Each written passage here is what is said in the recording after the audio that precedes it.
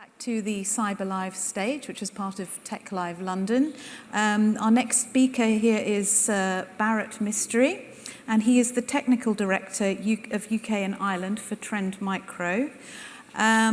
Now, Bharat is responsible for leading the tech team and advising Trend Micro's largest UK and Ireland customers on security transformation.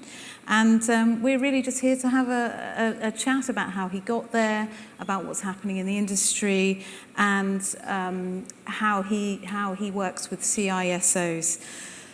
So Bharat, welcome to the stage. Thank you, Joanna. Now, you specifically work with CISOs to resolve threat issues and develop strategies. Now, why is this something that you've chosen to focus on particularly? Yeah, so I've been working with senior stakeholders in security for probably the best part of 20 years now. More and more so now through digital transformation. Cyber has all of a sudden elevated itself. You know, when you couple that in conjunction with the pandemic and what happened over the last 18 months, certainly the opportunity for digital extortion is there.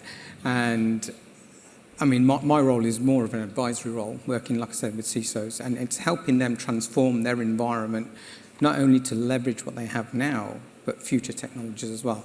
And we see like the whole movement to the cloud happening at the moment, and the whole attack surface just opening up. And quite often, businesses are saying, we want to adopt these new technologies, but without fully understanding the risk, the exposure, and really how to mitigate. Mm. So, I mean, clearly this is a subject you feel pretty passionate about. How did you come to it initially? What was your journey to this particular role? So it was a bit of a fluke, to tell you the truth. My background is really telecoms, and I started as a telecoms guy. And I kind of made a transition into what is OSS, BSS, so it's kind of network management and management systems for telco, which then went into kind of data networking at the time very early on. So we're talking kind of 2000, 2003. And at that time, firewalls were just coming into the market. So Checkpoint would have been the first one. Cisco had something. And the company I was working for, we were responsible for integrating systems. And because I had a bit of a software background, they said, oh, would you like to have a go? And I think I implemented one of the first Checkpoint firewalls in the UK. And the interest just rose from there. As more and more so, as we saw convergence happening in the enterprise network with, first of all, telephony and IP, and then kind of e-commerce, security just started to resonate more and more. And then from then on in, it was just building up the whole kind of skill base across the technology. From there, I started working at HP for a consulting part, security consulting part. And there, really, the consulting skills around security and strategy started to come into play. And they kind of, those formative years really formed the foundation for a lot of the discussions I have now at Trend Micro. I mean, massive changes in technology and what's happening out there now and how you can protect yourself or not protect yourself. What's your perspective on that?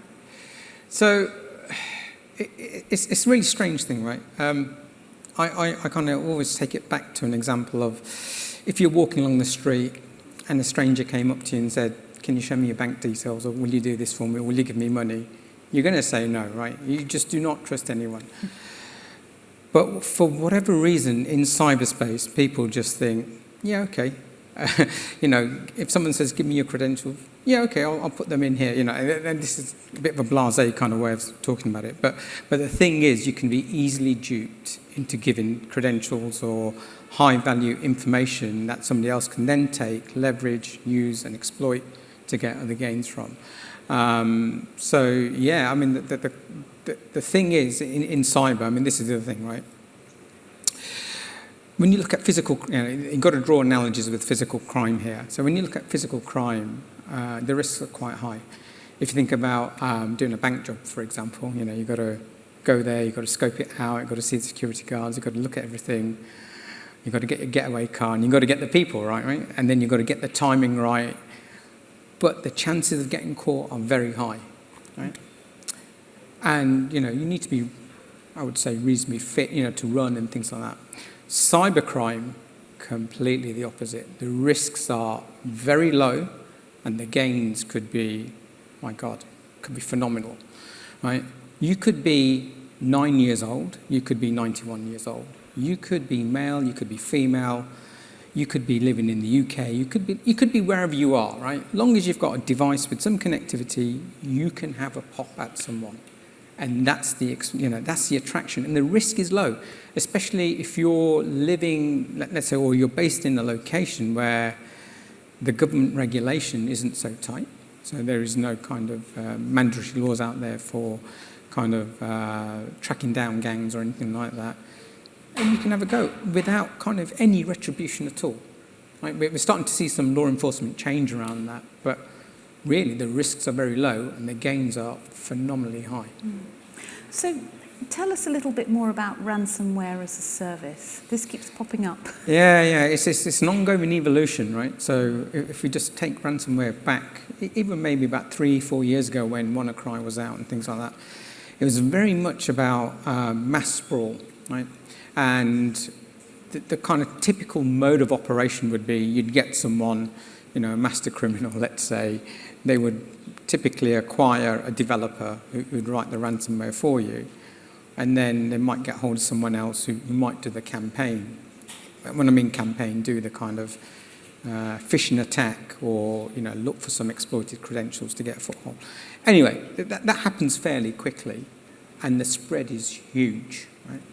But it still requires someone to get hold of a developer and things like that. And what we're seeing is that's very old school. When someone's been breached, the back channel that you talk through is typically email, so nothing really sophisticated. It's kind of low level.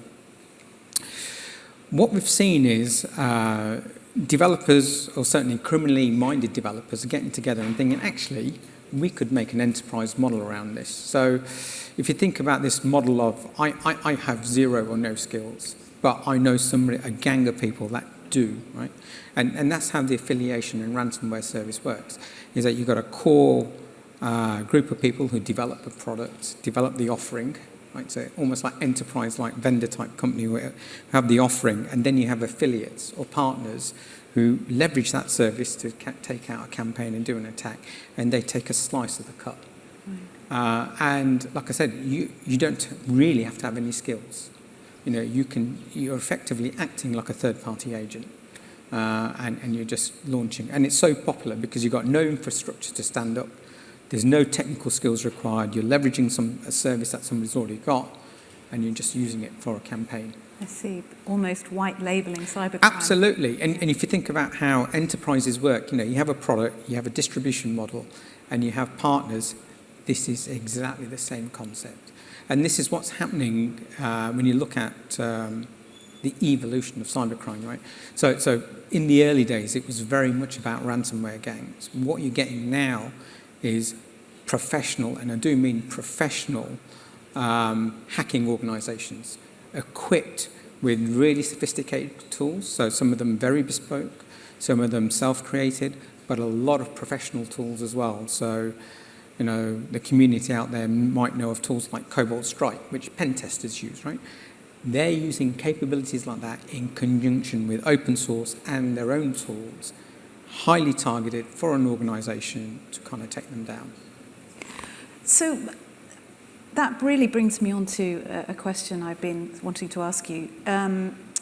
The climate of ransomware at the moment is that companies really don't have a choice. In a way, they have to pay the ransom, because if they don't, the fallout is so terrible. And so now we're kind of putting together this infrastructure with insurance companies, for example, that are offering cyber insurance, that you can just take out a policy and you'll have your ransomware paid for. And I don't know, it almost seems to me as though that's so that did exist. The right way of doing it. No, so when cyber insurance first came out, that was the kind of get out clause, I would say, certainly for those small to medium organisations, and maybe some larger organisations that didn't have the skills. I think one of the speakers earlier talked about the lack of cyber skills. And yeah, I mean, it was a stopgap solution, but as we've seen more and more readily, with the increase of attacks that are going on, there is regulation being put in place, there are laws being put in place. For example, I think in the US already, they've instructed insurance companies not to pay out. So basically stopping the attackers targeting companies. So if they don't get a payout through an insurance company, there's no point going for it. That's the kind of method behind it. But we know in the background, people are paying. Whether they're doing it, might not be doing it through insurance, but they may have a separate slush fund set aside, but it does happen. Also, really interestingly enough, on the back of the current political climate with Russia and Ukraine, there were a lot of victims that weren't directly connected in those domains. So kind of the UK, Europe, and kind of out in the US. And interestingly enough, if you look at some of the clauses in the insurance policies, they will not pay out on the act of war. And this is an act of war. So cyber insurance, yes, it has a part to play. It needs to be used in the right way. I think thinking about that it's my get out of jail card to pay for ransomware isn't going to work. And we're also seeing slowly premiums going up based on the assessment that the insurance company will carry out. They'll want some baseline controls in place. Very much like you have a car insurance, right? Have you got a car alarm? Have you got a monitor in there? Do you do these things? Yes, I do. Your premium comes down. If you don't, then it could be quite, astronomical. I mean, do you think we're going to sort of get to the point where we've got sort of insurance companies working with actual companies to help them build up their risk and resilience against? Yeah. We're starting to see insurance companies look or build up a cyber practice, and we certainly work with some insurance companies as well, making recommendations. The company I work for, Trend Micro, for example, we have an offering for consumers which insurance companies can use, and it's just like, I wouldn't say free, but it's next to nothing. It doesn't really cost too much money, a few pounds a year, and that's it.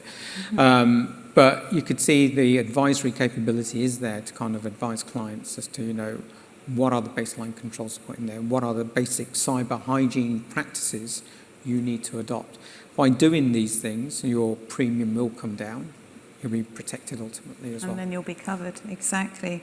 So in terms of the last 2 years, obviously, we've had remote workforces and many more devices being used and passwords and all sorts of things that shouldn't be out there. How can businesses protect themselves right now from attack? They're in a hybrid working environment. Where do they start? It's such a big... Well, there are a number of things first, right? So I would say the first and foremost is always get some education program out there. Get your employees to sign up, get them to buy in, do some simulation. And really, for the amount of investment required, so you're not doing technology investment, you're doing educational investment. The risk reduces significantly on that alone, right? So if you can get that piece right, that's the very first thing. And by that I mean, you've got a laptop, update it regularly. If you're going to use it in a home environment, think about what else is connected in your home. Most people now probably, believe it or not, have between 30 to 50 devices that are connected in the home network. Chances are they're not separated, right? You've got your own corporate laptop, or you've got, if I go back 18 months ago, certainly my neighbour and a few other people, they were using, the family laptop to do work access, and because of the shortage of laptops, their kids were using it for schoolwork as well. So all of a sudden, you've got a device which you think actually should be, in some instances, a corporate asset, right? That belongs to a corporate. But the people using that corporate asset, you just have got no idea. It could be you. It could be your partner, it could be your kids, right? So that's the exposure. And this is where the education piece starts to come in. The other thing is to really kind of assess the risk of what's going on. Very few organisations tend to do that. And by that I mean actually understand what the exposure looks like. And it begins with looking at what the attack surface could look like. So if you look at a home environment, for example, do you have lots of devices? Have you got Alexa? Have you got this? Have you got that? Yeah, we do. Okay, who else is on that home network? Oh, we've got kids, we've got this. Okay, so think about doing some isolation first, get some segmentation sorted out. The next step from there is to actually think about those assets that then connect back in and think about some layered controls that work around that, So basic things like anti-malware would be a good first step. having things like a firewall on there and some what we call detection and response capabilities. So if you do see some activity that does look malicious, then we need to stop it.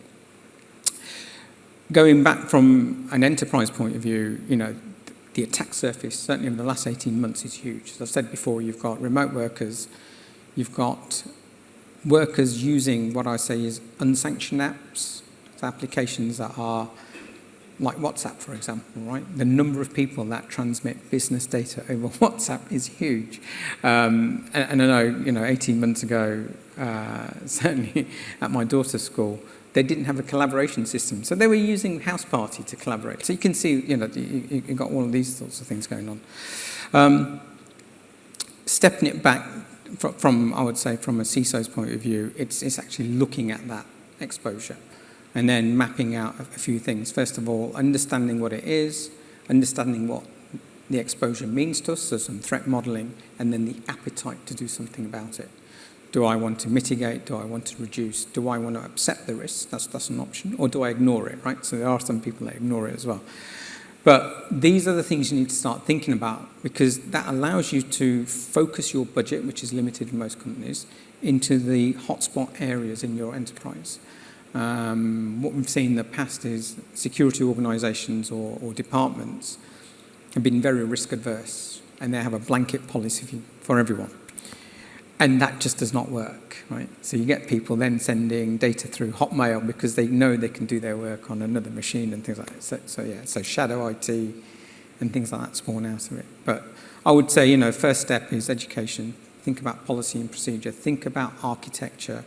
Don't put all your eggs in one basket, so don't go with a single vendor as such. But think about having some layered controls that work together, that give you an overall picture as to what's happening. Yeah.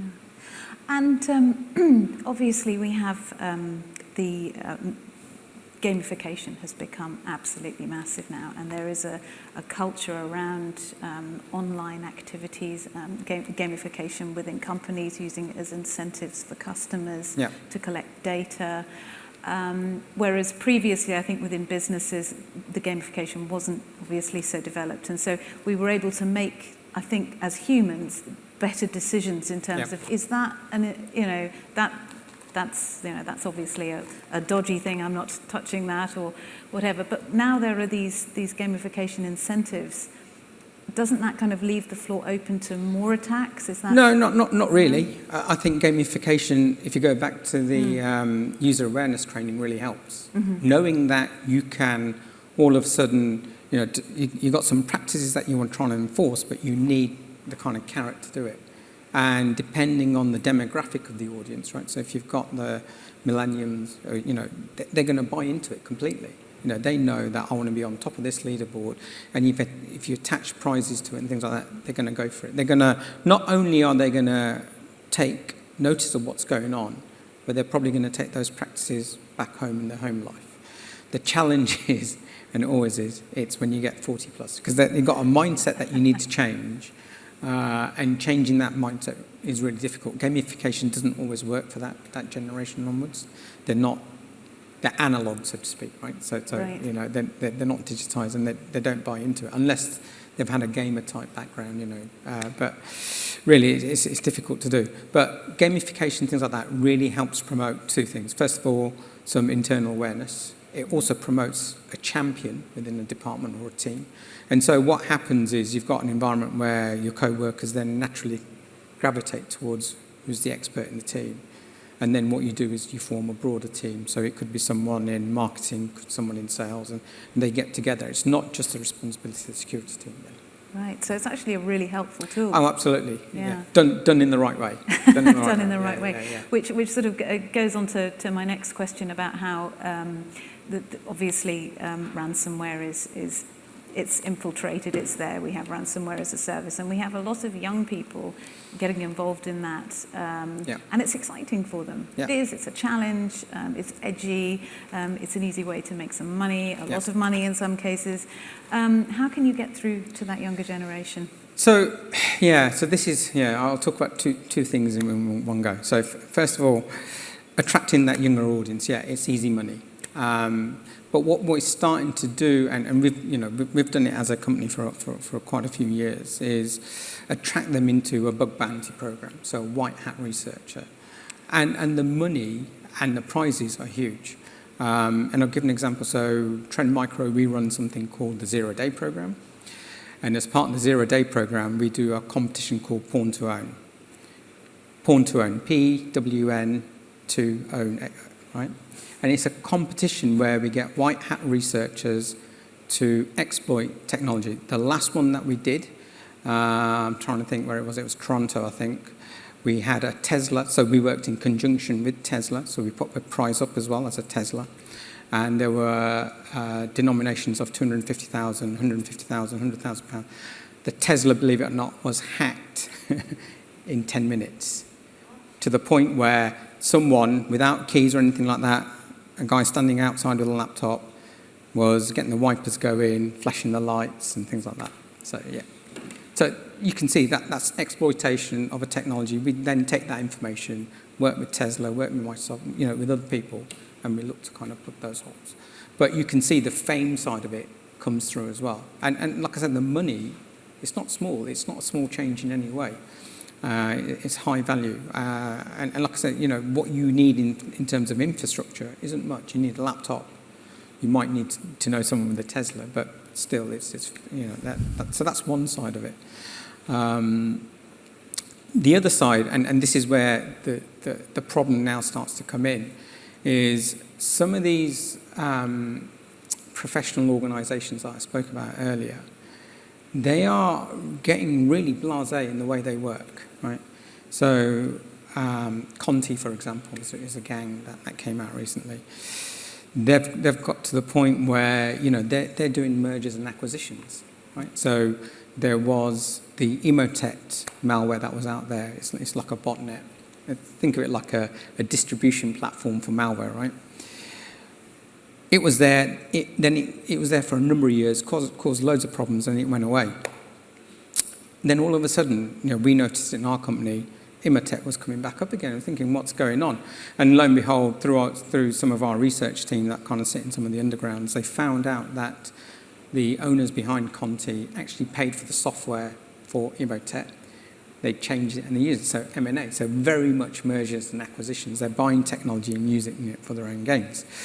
There's another organisation called Fin7, which is a Russian gang. They went one step further, right? So they actually set up a fake company, and the name of the fake company was Bastion Secure. So if you just take the first two letters, B and S, it tells you the face. Right? The company, when you look at the promo site, it's all about cybersecurity, about software development, MSP services. And what they were doing was looking to acquire young talent. They were saying, we've got a recruitment page, go on there, and you can sign up.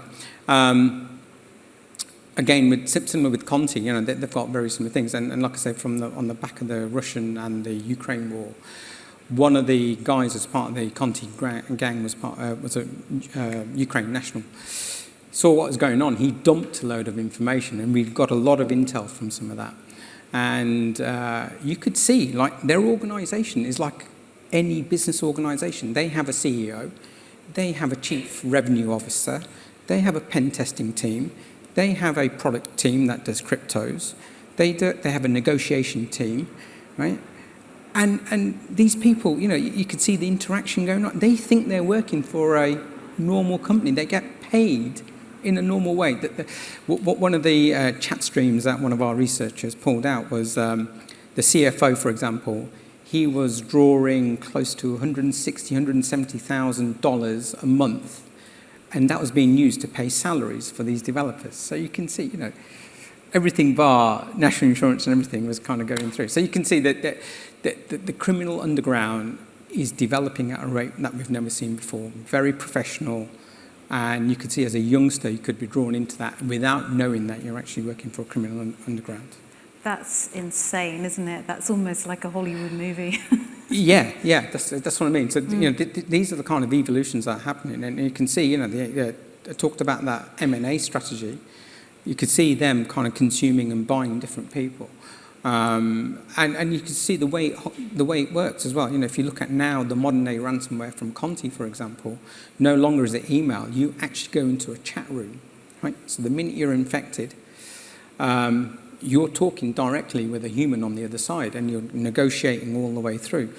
And the minute you start saying along the whole back and this and that, they point you to a leak website. Essentially, it's a blog site that they've created, right? And there's a table, and there's a status bar along the bottom, and it tells you, we're leaking this much information now, and you can see the ransom cost, and you can see a table of who they are, what they're doing. And then there's blog information about who their partners are. And so when organisations don't pay, then they go forward and say, actually, we're going to talk to your supply chain and tell them we've got this information, or to your customers, to just apply an additional bit of pressure. So not only is it about ransomware, I would say it's about extortion. It is extortion. There's no other word for it, right?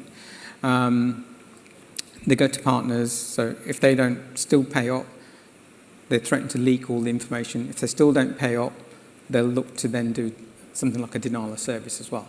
So you're getting hit on all fronts, right? So, Oh, that's incredible, isn't it? And with the expansion of the digital ecosystem, that surely is something that will contribute. Yeah, absolutely. We've seen lots of things happening recently, right? So, the term that you might start seeing is something called software bill of materials. So the software or the digital supply chain is now becoming more and more prevalent. As organizations transform and use cloud, go cloud native, use open source technology, you're going to see infiltration very early on in that supply chain. And we've seen big vulnerabilities come through. For example, the Log4Shell vulnerability that came through recently, it was through a supply chain. There have been other instances of it whereby a ransomware gang infiltrated the software build process for a company that does network monitoring. And this tool was being used by lots of MSVs for different customers. And you can see they had a foothold in automatically.